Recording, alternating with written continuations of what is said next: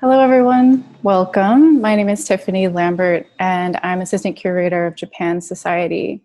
We are delighted to have you all join us today for a special discussion with the artist Hanako Murakami, who will be creating new artworks during our conversation. These artworks are part of her series Imaginary Landscapes, which was commissioned by Japan Society as part of our online visual arts program From Here to There.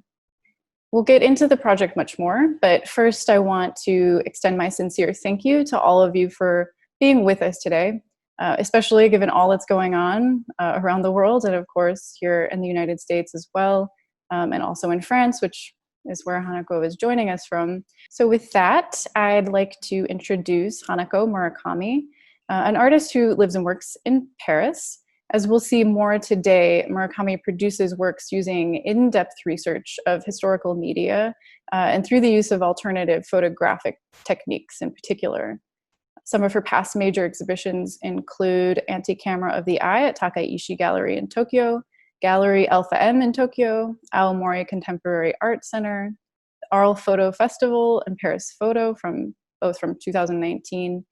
Her work is also included in the renowned collection of Jean Pagazzi, and she has work currently on view at the Frac Normandie Rouen. She has recently completed fellowships as well at the Getty Research Institute and the George Eastman Museum. Murakami will also have her work included in a group exhibition at the Centre National des Arts Plastiques, or CNAP, in conjunction with the Jeu des Paumes next year. Welcome, Hanako. Hi. How are you doing since you've relocated to the French countryside from Paris? Yes, I'm fine. And first of all, I wanted to thank you for having me. And I know you American people had a big day today, and couple of days. And it's still continuing. And yeah, I just moved. I just relocated in the countryside because of the re-lockdown in France because of the second wave of the pandemic. And first, I was planning to do this streaming from my studio in Paris, but with this situation, I moved all my tools here and set it up all in this bathroom, and then and make a new darkroom for this occasion. Yeah, well, thank you for joining us. So today, you are going to take us along on your process of creating some of the artworks in your Imaginary Landscape series. The series is comprised of experiments in developing previously unused vintage photographic papers, but also films and glass plates of different materials. Would you mind telling us a bit more about the papers you're going to use today, as well as a sort of overview of the process and what we will get to experience? Mm-hmm. Yes, so this series, Imaginary Landscapes, is something that I started during the first lockdown in France, which was in March, and since I couldn't go to my studio, I also had my my darkroom in my house. And so since I had lots of previously unused papers and glass plates, I was developing them as they are, and also creating some landscapes in that paper or glass plates. And I thought, like, yeah, since you can't go anywhere, somehow it's a way to have a travel in your own bathroom, maybe. And so I'm very happy to show this on this second lockdown and for this event. And and so I have lots of collection, and I collect those vintage photographic materials. But for this occasion, since you are in New York, I thought I choose a paper which is coming from New York. And maybe I will show you. So this one, I don't know if you see, it's called the Velvet Velox, and coming from Eastman Kodak. It's Eastman Kodak,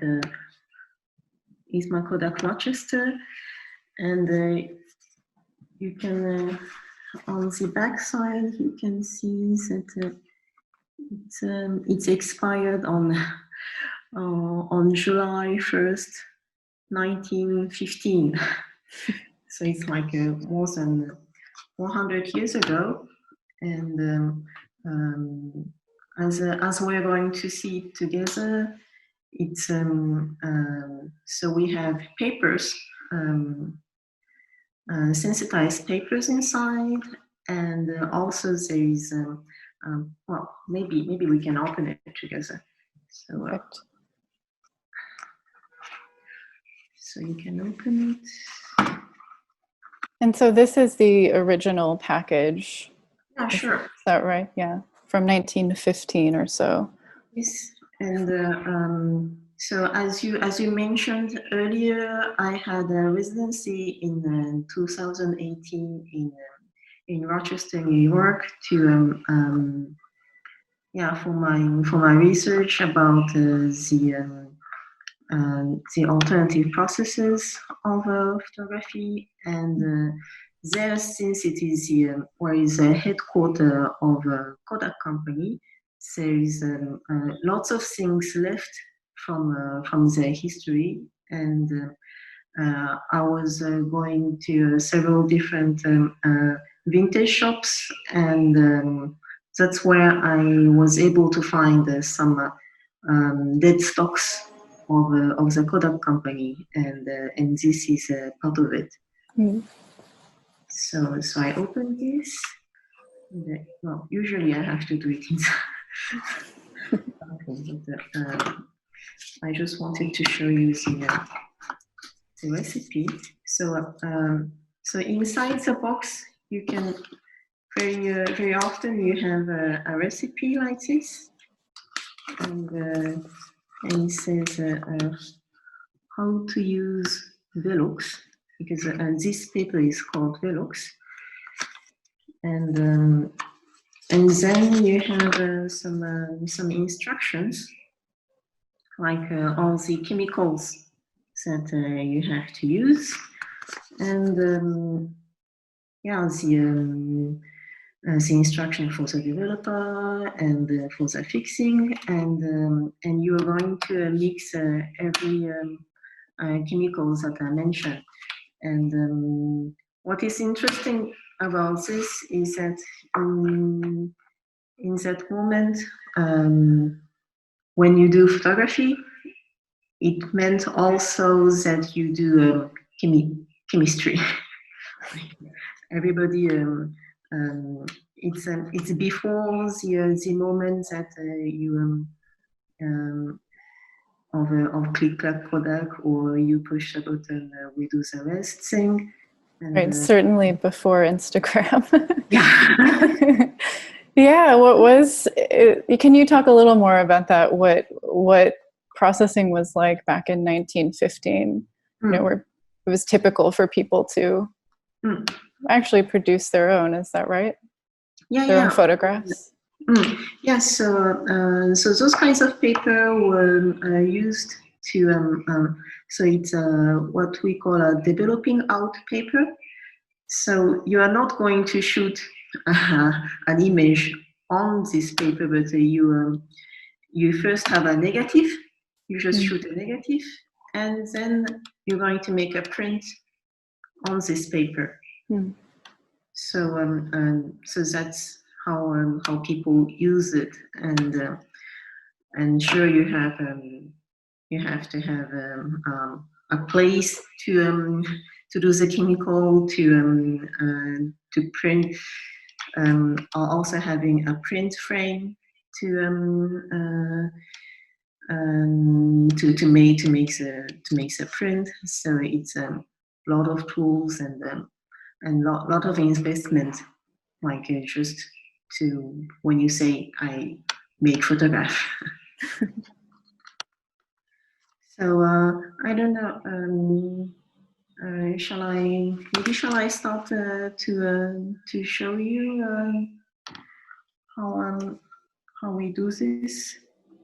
Yeah, that'd be great. And I think someone on our team also has the instructions that you sent, because we could see them a bit, but they're a bit small. So for anyone interested, we can get those posted just as an aside. Yeah. But we'd love to see the materials you're working with. If you want to go ahead, that'd be great.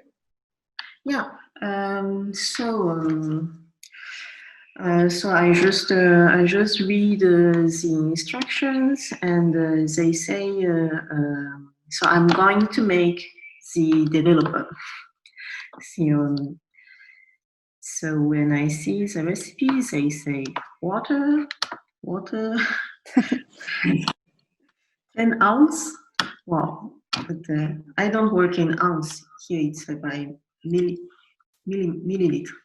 But it's about 300 milliliters, and then I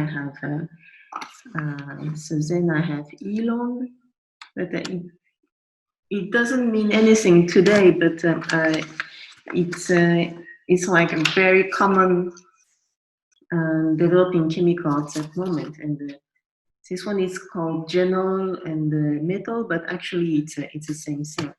And so I'll get 7 grains of it.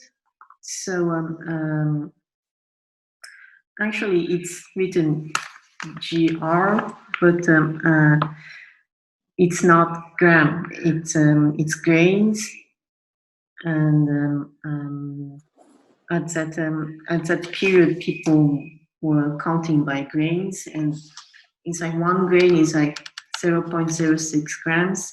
I don't know if those kinds of details are interesting to you. So it's about half a gram of elon, and so then I have a hydroquinone. So this is hydroquinone, and this one, it's a chemical that makes things whiter. And that's going to, it's all about the whiteness of your print, because to have the white part of your image more white. So that's why, like in Japan, for example, you have companies like Fujifilm, and that company, they succeeded in the transition after the digital, and nowadays they even making cosmetics and skincare products. But hydroquinone is also in skincare. So because of the whiteness of wow, that's an interesting so that's whole other conversation to have. Yeah, it's an interesting metaphor about when you think the photography like a skin, but actually it is also true chemical-wise. So so that's the hydroquinone, and that's 30 grains. And to make things short, I already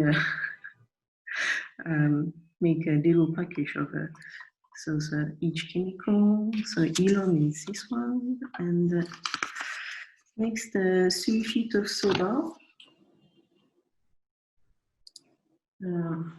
Well, so this one is sulfate of soda. Don't ask me what is, don't ask me more. But, this is sulfate of soda, and then I have carbonate of soda, and yeah, so this one is big. So carbonate of soda.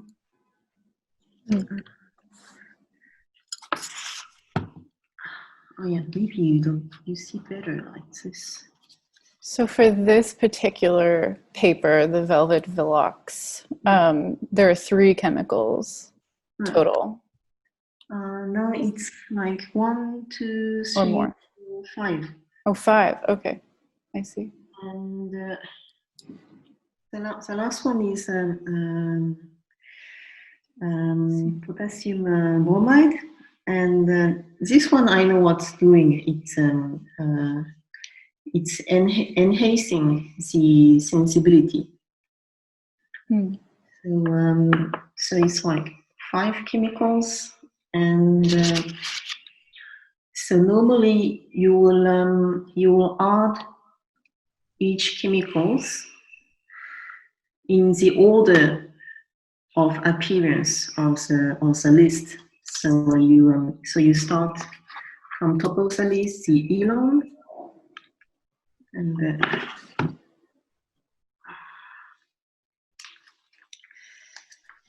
so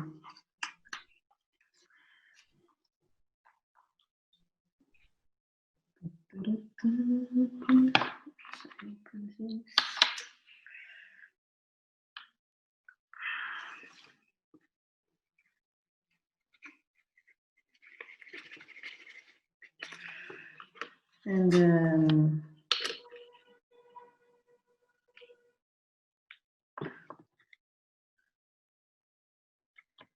I don't know, it's and then hydroquinone. Oh, I skipped the measuring part. Do you want to see the measuring part too? That's okay.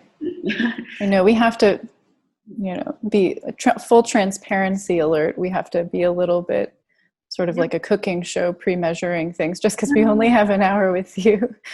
So that's okay. But you normally would take these chemicals and measure them out in the grains that they're specified, right? And then you add them to the certain amount of water that you've set aside here. Yeah. Okay. And so you add them in this order, and that's ready. And I don't know. So and I don't even think even if someone who is listening to this is going to make the same thing. I don't know. because you should to find these folks. Maybe I don't know if everybody has to go to Rochester in a vintage shop to find this. That's actually, we could just quickly, someone from the audience, Long Nguyen, wanted to ask you where they're from Rochester, and they say they were glad you visited and like Kodak, and they were wondering where you found the photographic items in Rochester. So if you recall, maybe they'd be curious to know. It was a random. No, it's not random. There's not so many vintage store in Rochester. It was just next to the movie theater. Perfect. And we can maybe get into this too, but they were also wondering why you use vintage paper rather than contemporary film. And I can partly answer that and say that you also use some films, but maybe there's something you want to add to that before we move into your dark room. Yeah, sure. Because because for myself it was so how can I say? So those papers have already lived 105 years, and that's the part that interests me. And why? Because you see all those materials which are unused. It means that because when you take a photograph, it means that you should always you should always choose, you should choose a place, and you should choose a moment, and you should press a button to make that image immortal. And that's what is photography. It's like when you see at photographic image, you can always say where it was taken and when it was taken, by whom, or it's a lot of choice that you have to make before making the photographic image. But what interests me is more like all the images that were not taken. So at one moment I thought like maybe those unused materials, it's like all the it could have been used for something else, but it's never used. So I thought it's like an accumulation of potential, and that's the part that attracts me. So and also it's simply that the texture is so much different,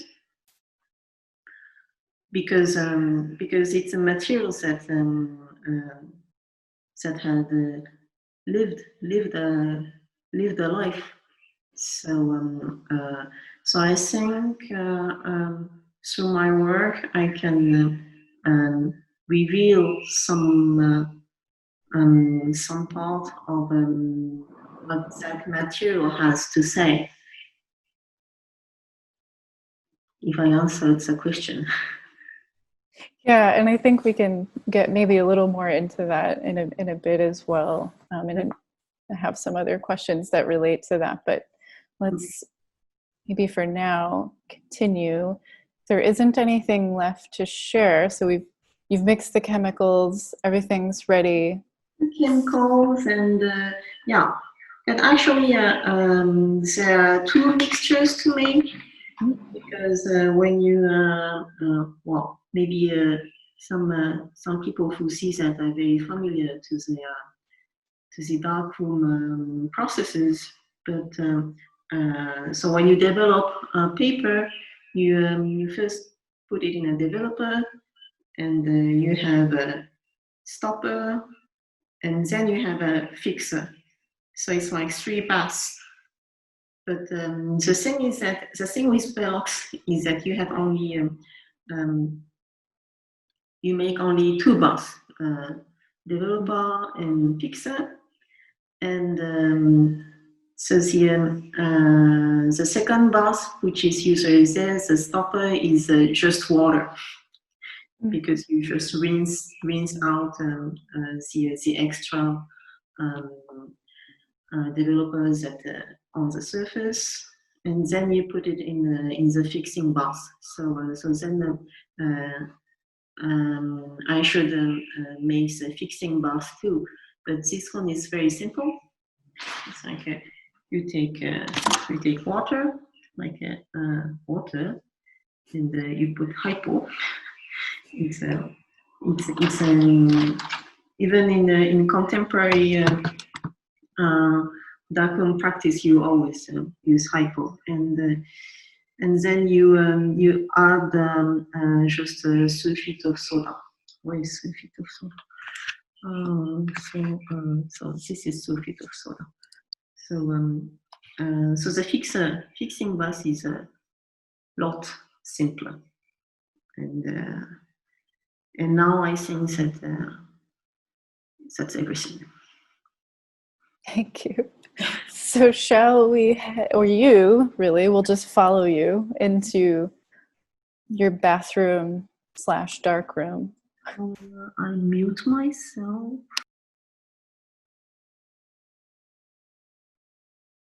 Perfect. So we'll just follow Hanako in. She'll reappear on the screen in her bathroom, which she's converted into a working laboratory for us today. So here you have the 2 baths you just explained. So that's what we're looking at in these trays. Mm-hmm. Yes, so I'm unboxing the papers. And I don't know, maybe I can show you. And so this is the package. It's all black. But, silhouetted, yeah. Yeah, and usually it's really packed, bubble packed. There's a piece of paper. This, so often you have like, so you have more notes, like when you when the paper is not good, you have to return this with this paper. And so I unpacked the first layer. Now it's the second layer.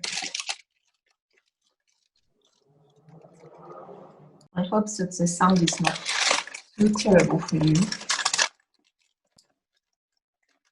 No, it's fine. It's better than the traffic noises you all might hear outside my window. So I apologize ahead of time if that interrupts our conversation. Yeah. So you got this. It's this is the pile of paper. I don't know how many sheets there are. I put the rest in I'm finding the rest from light, even it's very dim light. And I hope it works, because I just unpacked this, and then I haven't tested this one, so it will be a surprise. Perfect. So it's very experimental right in line with the whole series, so it's great. So you're wearing gloves, or are there other protective measures that you have to take into account for the chemicals? Are they toxic at all? Yes, they're toxic. Yeah. Yeah, it's better that I don't touch this water, but I don't think I will touch. So, but it's better. But you're right. It's better that I wear gloves, but sometimes I don't. And yeah, it's wild. It's wild here. So I soak this into this developer.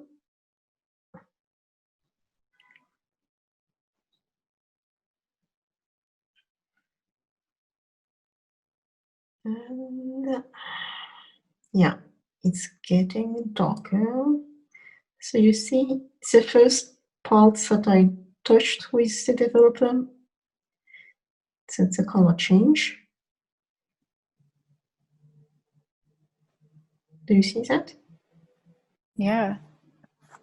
So it's like about 15 seconds. So the longer that you keep it placed in the chemicals, the darker it gets, or just a different kind of effect? Yeah, okay. Yeah, it's just getting dark. I think that highlights something really interesting that I was hoping, apologize, we could talk about in your work, which is the sort of physicality of it. you were saying earlier, but I think often in photography, the processing of images is often, of course, first of all, digital. But even in instances where traditional or these more vintage processes are used, as you do, developing your works with chemicals, it's often the case an artist would place the image kind of fully in the bath of chemicals rather than the way that you do it. So with your work, like we just saw, we're seeing that the way that you bend the piece of paper and place it into the chemicals, and the way that you allow the chemicals to interact with the paper actually determines the outcome of the image. I was just wondering if you could talk a little about that and sort of what goes into your decision making for that. Do you have a certain image in mind, or is it some level of improvisation? No, I just play with it, and because this one is paper, so I can bend, and so naturally I make those kinds of mountains, but when I have like glass plates, you cannot bend, so the lines are more straight, and well, I just go on with the physicality of the support, and sometimes it looks like waves, sometimes it's mountains, and so I enjoy my travel.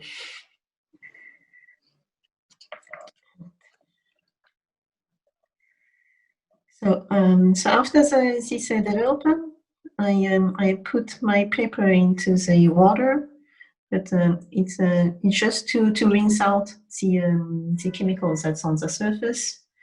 So then I put it in the fixer, which maybe you don't see, but well, it's not so interesting. You just toss the paper in, and it should sit on it like 10 minutes or so,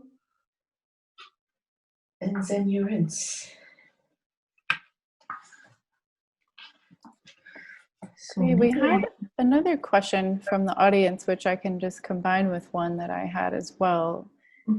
So you talked a bit about one thing that particularly strikes me about your work, which is that photography as a medium often is used to capture a moment, as generally a specific moment, right? But your work really kind of collapses moments across time in a way, and in even sometimes geographies, depending on where you're getting the material from.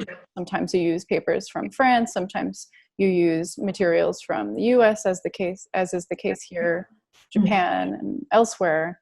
And there's a sort of ambiguity in that, which is interesting. And I was wondering if you could talk about that. And in addition, Emmanuel wanted to ask if your work is about certain form of memory of the medium itself, rather than a memory of an image. Oh, yeah. Yes.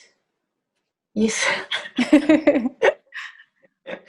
Yes, I think so. It's like, yeah, maybe these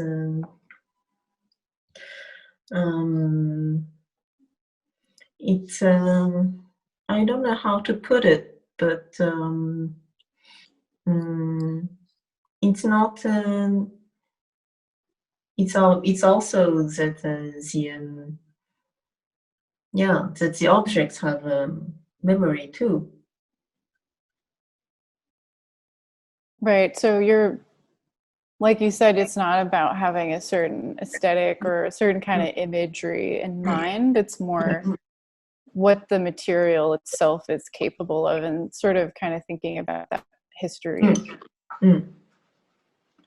Yes. So so you see, sometimes there are some kinds of trace of humidity. The bouncing. I don't know if you see what I see. I think we can just make it out on the bottom right. Yeah, and also like this little dots from yeah, it's like yeah, moisture and also fungus, or yeah, because it's sitting in the same box for 105 years. You can imagine, so you can have lots of things going on. It's so interesting that this sort of history of its existence is sometimes revealed on the material through these wet spots or other sort of imperfections that then become a part of the artwork, since it seems like you really embrace those. Yeah, so you see there were traces of that inherited in this paper. So so on this one there will be like those you don't see white traces. And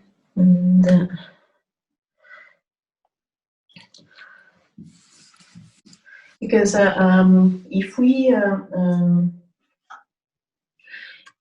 retake the example of the skin that we were mentioning with the hydroquinone, so it's also as if those papers were some piece of skin, and it can get older by age. And the thing is that all of these papers, they were once produced as the very as a Kodak product, so it is meant to be all the same. Maybe I have like 200 sheets of sensitive papers, and they're meant to be all the same, but 105 years later, they change in a different way. It's like when you're born as a baby, you have a perfect skin, but when you become like a 100-year-old person, nobody is the same. You have stains, or you have leads, or yeah, whatsoever, and you have scars, and you have tattoos, or you have all those kinds of traces that tells about your life. And so it is also with photos, maybe. If we should only all be so lucky to live to be 105. We have two similar questions that are really excellent. So I want to definitely ask from Noriko and also Joshua Walker, who is our president. They ask, what drew you to photography as a visual medium, particularly in the physical space versus the digital sense? And then Joshua was also asking, he'd love to hear about your own first memories with photography, for example, Purikura in Japan.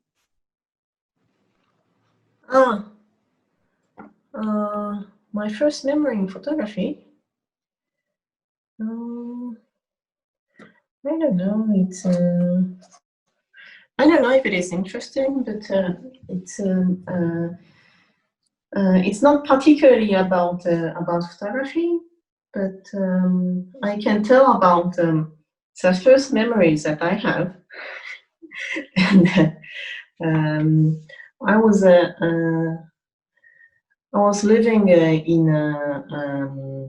how do you say, it's a mansion, and we were living in the 12th floor, and I think I was very young, like 3 years old or something like that, and from the balcony I see a friend who is also my age, and also with her mother, and we were waving to her, but that child don't couldn't see us, and couldn't wave back.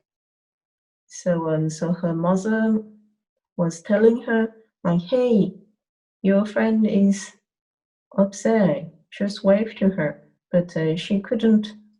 She was too young to, maybe too young to see, like we do. But I think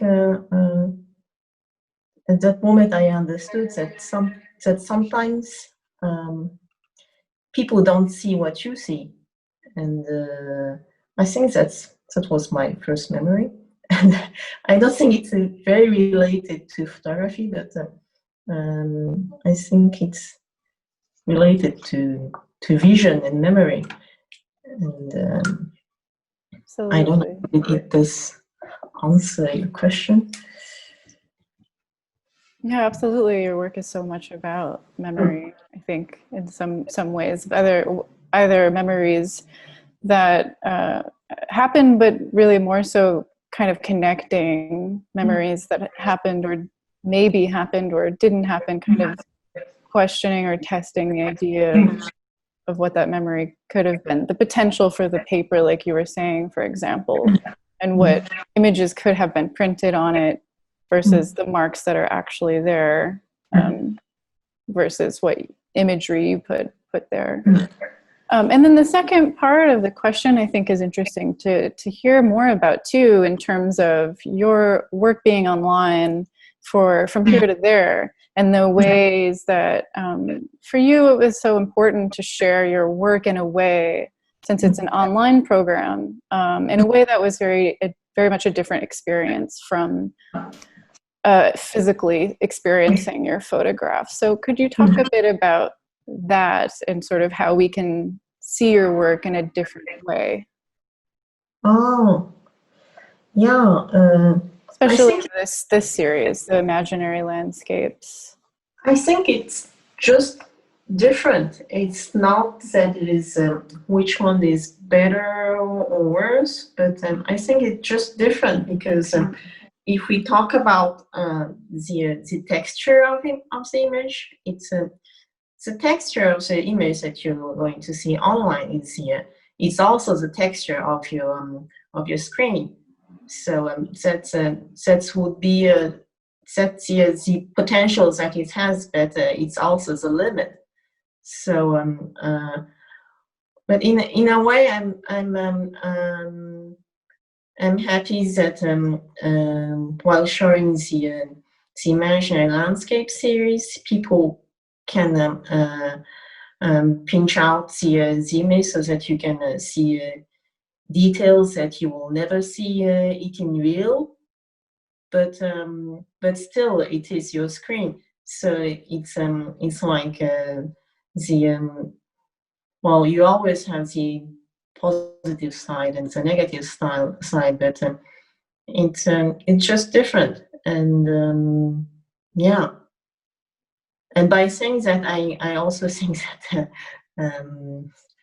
positive and negative is also word for photography, and you always need a negative to have a negative image to print out a positive image. So it's kind of complementary things, no? Yeah, I think so. Thank you for that. It's also so much about how your work is really thinking about the medium of photography and the influence that can have, I think, on the imagination in a way. So I think from that perspective, I guess you could say the way in which you work is kind of reflected in a different way online. So you can see, like you said, you can do the super zoom, I guess, as we call it, into the works where it allows your eye to see so close up to the paper, you can see the textures and the surfaces in a way that's nearly impossible to do in real life. So in a way, it's acting in the same kind of mode, I think, just applied to an online setting. So I agree, I guess I would say.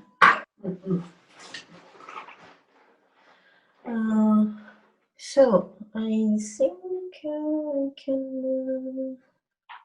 Shall we have a look at the final Yeah. works, and if time, answer some questions? There's so many. I hope we can get to all of them, but we have 10 minutes. So okay, so I just before lighting up, I just move some papers to the washing bin.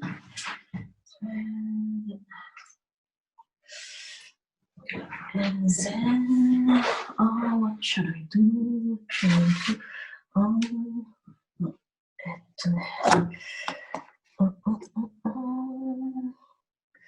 No, I just cover it with this.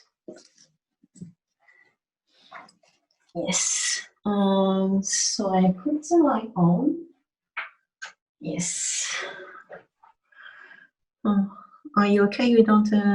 It's not too shocking to the light changing. no, it's fine. Nice to see. We were looking at red and yellow trays all along. We had no idea. So I wanted to show you. The setting of this bathroom. So that's the other side. Yeah. So it's a French country. This is all side. Yeah. So you know what is this? Is this the fixing bath, Hanako? No. It's just the washing bath. The washing bath. Sorry, I still have a lot to learn. Yeah. It's a welcome to France. So that's the French bidet, and so I can wash the. So after the fixing bath, you can you put all the papers in water, and you can just put it in running water for some time, or if you don't have running water, you just change the water like 10 times or something, and after that will do that. So maybe we go back. Bronwyn, forgive me if it's a bad pronunciation. Wanted to ask about specifically where you can get these chemicals for mixing. So for anyone who's interested, is it a photography store or particular places? You get it online, and right. In France, you go to these artists. It's I don't think you can get. I don't think you have many choice in terms of photography chemicals. And if you are in US, you go to Bostic and Sullivan, and I think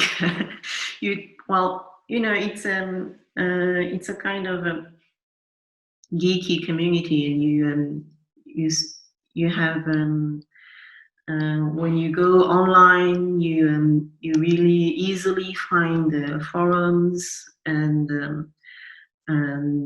places to get there. But if you're in France, and basically, it's you can get them online.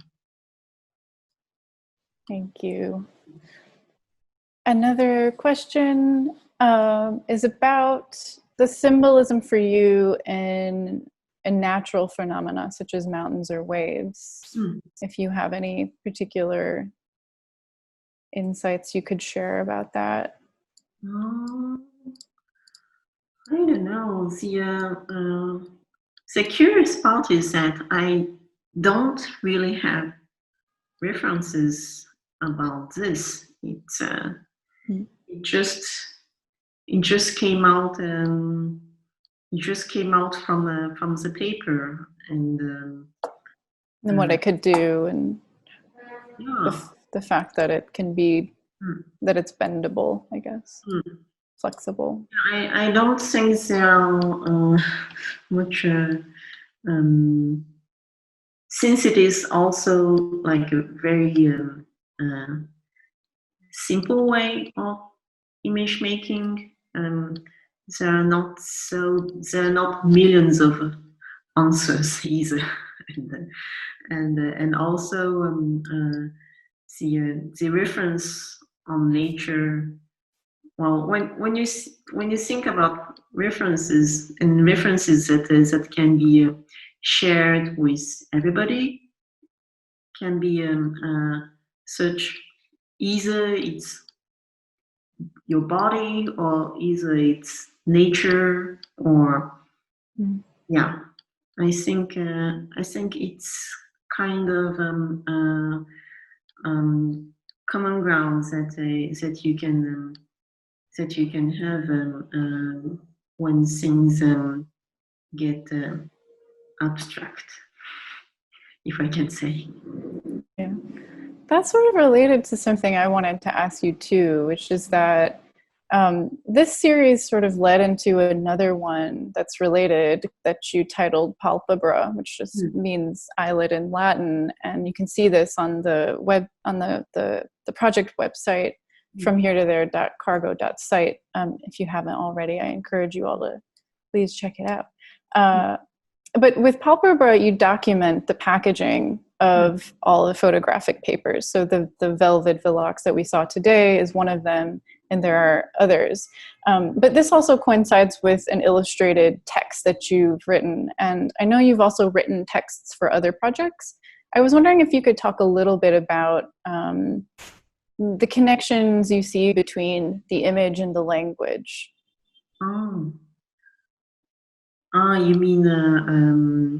You mean all the text that I write while I present my work? Yeah. Is it a method that you use to sort of work through ideas, or you could just talk a little more about how you see the connection between the text or the language and the artwork? It's a part of the artwork, of course, but yeah. It's part of it, and it's that Palpebra work that you mentioned, and which is online. It's connected also with the works that I made previously, which is called Pelliculi Pellicola. That's the title, and it sounds funny, but it's also a Latin. It's also two Latin words, which means so one skin or multiple skin, and so I thought like so if one skin is one image, and multiple skin, it can be like a video, like we imagine 24 skins per second, and so it's like the time which is made by layers, and each time you make an image, it's like peeling off a skin, like you peel off a layer of time, and I think it's related with the idea of a video. So I don't know. If I explain like this, it sounds a little strange, but I think it passes better when I write it like a poem, something like that. So so that's why I often present also a piece of text with it. Does it make sense? Yeah, it does. Thank you. Thank you for that. We are, I don't know how, but unbelievably at 3:00 already. So think that's maybe the last question that we had time for. Thank you very much, Hanako, for being with us today and for taking us through your inner voyage, as you call it, to create these works for imaginary landscapes. And thank you all the participants for joining us as well. We just appreciate you being here with us today and hope everyone stays safe out there. Thank you so much.